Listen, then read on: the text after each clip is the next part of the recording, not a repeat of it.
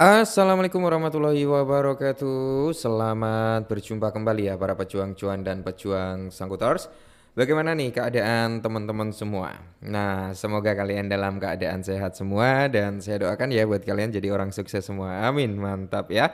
Tetap jangan kawan ya, secangkir kopi harus selalu ada buat menemani kesempatan kali ini. Di mana di kesempatan kali ini ya? Kalau kita lihat bersama-sama teman-teman ya, nah terutama dari Bitcoin Dominance nih. Nah Bitcoin Dominance sendiri kali ini kan berada di 65,1% bro. Naik terus gila ya. Ethereum turun tuh, yang awalnya dia stabil di kepala 9, sekian persen.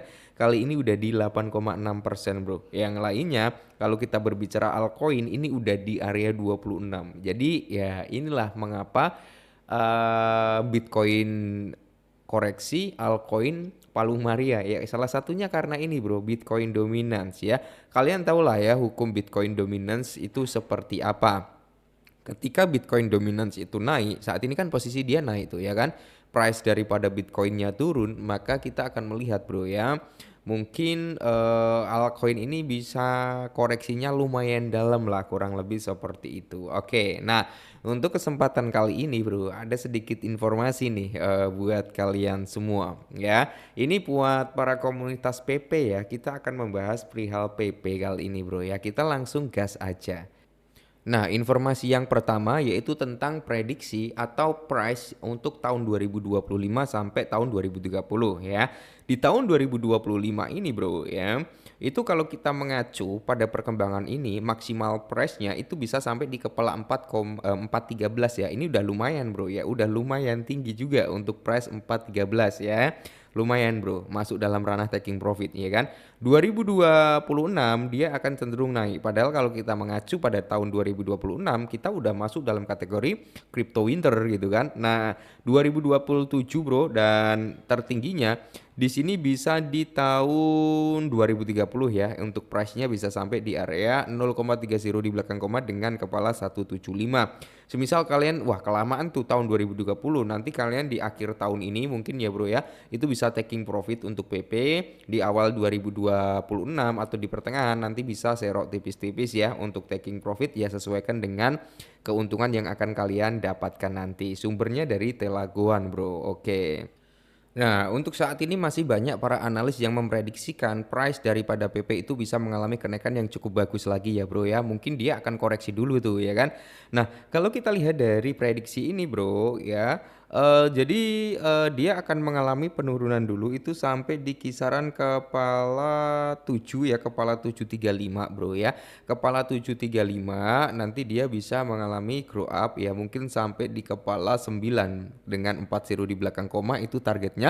Berarti harga daripada PP itu bisa menyentuh di ranah harga Rp1 something. Amin ya, semoga saja prediksi ini bro itu bisa terjadi di tahun 2025 ini ya. Meskipun harga PP cenderung mengalami koreksi, tapi ya untuk prospek jangka panjangnya masih pada bullish terhadap PP ya. Dan berikutnya ya, meskipun harga daripada PP itu cenderung mengalami penurunan, cenderung mengalami koreksi bro, di mana di sini komunitas PP masih sangat bullish ya, sekitar 87% itu masih mendominasi bullish daripada si PP coin ini bro. Nah, bisa kalian lihat sendiri lah ya, jadi di sini para komunitas itu masih bullish. Nah, jadi kalian juga bisa lihat dari data-data yang disediakan oleh CoinMarketCap ini bro ya. Nah, PP analitiknya di sini holdernya bro ya, holder di area 450 ribuan ya, 450,28 ribuan. Market cap itu cenderung di area 4,6 billion ya bro, tapi untuk saat ini udah mulai turun ya di kisaran 3 billion ya, 3 miliar gitu ya. Kalian bisa lihat sendiri dari top holdernya dan sebagainya gitu bro ya. Oke ya, semoga saja PP di tahun ini bisa bullish lah ya, amin. Dan berikutnya teman-teman ya, kalian tetap harus mempersiapkan mental kalian juga ya, harus tetap mempersiapkan apa ya, bisa dikatakan jiwa raga kalian gitu ya. Jadi kan PP itu kan menambahkan nol kembali tuh, menambahkan zero kembali ke harga setelah penurunan tajam sekitar 18%. Jadi di sini kalau kita lihat ya, PP dilanda ketidakpastian pasar kripto. Sebenarnya itu bukan terjadi terhadap PP coin aja, tapi secara overall ya, dari sektor meme coin mengalami kinerja yang serupa persis 11-12 kayak PP. Nah, Pasar aset digital memperpanjang aksi jualnya di sesi Minggu pagi. Karena apa? Ketidakpastian makro baru telah mengguncang pasar global, membuat kripto itu terpuruk dalam 24 jam terakhir, di mana kalau kita lihat sekitar 175,7 ribu pedagang dilikuidasi dengan total kerugian mencapai 701 jutaan. Nah, PP tidak kebal terhadap penurunan pasar, jatuh selama 4 hari berturut-turut sejak 18 Juni. Jadi PP telah turun sekitar 18% dalam seminggu terakhir dan turun 8,22% dalam 24 jam terakhir diperdagangkan pada area 92 ya.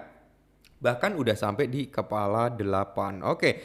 Jadi baru-baru ini ya kan baru bulan inilah PP telah menghapus angka 0 yang memicu antisipasi kenaikan saat mencapai titik tertinggi yaitu di kepala 16,7 dengan 40 di belakang koma. Itu terjadi pada tanggal 23 Mei. Nah, kenaikan tersebut telah terhapus karena apa? Sentimen berubah menjadi hati-hati di seluruh pasar. Jadi kalau kita melihat memang PP itu kan mengalami koreksi, terutama Bitcoin juga koreksi, Dogecoin koreksi, Shiba Inu koreksi, PP, WIF, Trump, SPX, Fartcoin, Bread dan masih banyak lagi yang lainnya juga sama mengalami koreksi. Nah, apa berikutnya untuk si PP Coin? Nah, jika tekanan jual berlanjut, support utama berikutnya diperkirakan pada area 758 sama seperti analis yang kita bahas di awal tadi. Jadi, kalian bisa open jaring, Bro ya. Open jaring di area 758 atau kalau kalian ingin jauh lebih apa ya, lebih cepat kena gitu kan untuk jaringnya bisa langsung open di area 76 pas ya bro ya. Kan ini 758, kalian bisa taruh di 76 pas gitu ya. Nah, jadi kemungkinan besar area ini cukup kuat ya. Untuk menahan price daripada PP biar nggak turun lagi. Karena apa? Di 758 itu adalah di mana PP Coin atau harganya memulai lonjakan yang cukup signifikan yang terjadi pada tanggal 6 Mei. Nah, ada dukungan langsung minimal untuk 85. Ini 85 ya, Bro ya. Ini dukungan untuk saat ini ya. Kalau 85 ini kejebol ya maka bisa langsung ke area 758 ya, Bro ya. Nah, kecuali pasar stabil, PP mungkin akan kesulitan untuk mendapatkan kembali daya tarik dalam jangka pendeknya. Tapi untuk jangka panjangnya masih oke sih untuk PP ya. Kabar baiknya adalah bahwa PP mendekati level jenuh jual menurut indikator RSI pada grafik harian menyiratkan bahwa rebound atau setidaknya rally bantuan mungkin akan terjadi di sesi mendatang. Penembusan yang menentukan di atas moving average 50 dan 200 pada area 119 dan di area 121 mungkin diperlukan agar apa PP mendapatkan kembali momentum ke level tertinggi ya bro ya, yaitu di area 167. Dalam sesi mendatang PP akan membuat persilangan moving average dan ini juga akan diperhatikan. Oke ya. Semoga saja Bro PP dalam waktu dekat bisa bullish kembali ya. Oke, jadi mungkin ini dulu sedikit informasi tentang PP ya. Semoga saja informasi ini sedikit membantu. Tetap semangatlah para komunitas PP ya. Seiring berjalannya waktu pasti dia bisa grow up kembali kok ya. Tetap semangat dan salam.